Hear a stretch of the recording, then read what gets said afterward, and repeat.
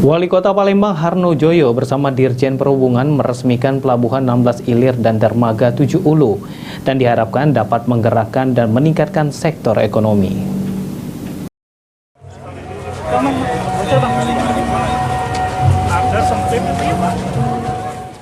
Wali Kota Palembang Harno Joyo dan Dirjen Perhubungan Darat Hendro Sugiatno meresmikan pelabuhan Sungai 16 Ilir dan dermaga 7 Ulu.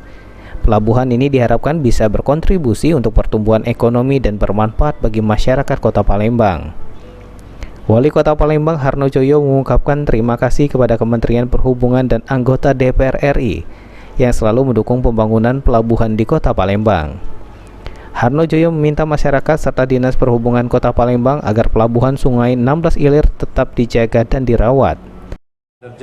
Ini bisa dimanfaatkan bagi masyarakat Kota Palembang, Sumatera Selatan melalui angkutan sungai ini dan sekaligus akan memberikan kontribusi yang besar terkait pertumbuhan ekonomi di Kota Palembang yang kita cintai. Dan saya titip, jangan sampai disampaikan Pak Dirjen, setahun diserahkan, tahun depan sudah terbengkalai. Nah ini penting dukungan ya masyarakat, tidak mudah kita untuk mendapatkan dananya cukup besar. Direktur Jenderal Perhubungan Darat Hendro Sugiatno menjelaskan, pembangunan pelabuhan 16 Ilir ini dimulai sejak tahun 2019 sampai 2022 menggunakan APBN dan APBD sebesar 6,72 miliar rupiah. 6,72 miliar, kalau di 7 Hulu 75 miliar.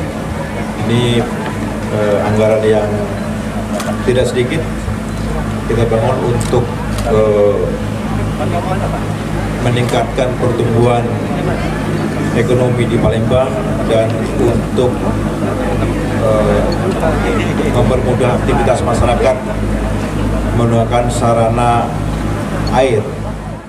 Hadir dalam acara peresmian pelabuhan Sungai 16 Ilir, anggota DPR RI Ishak Meki dan Edi Santana Putra, serta Kapolrestabes Palembang Kombes Pol Haryo Sugiartono. Kejati, warga selatan dilaksanakan ya selanjutnya Sungai 7 Ulu. Baik, dilanjutkan dengan Aji Dilia, LTV.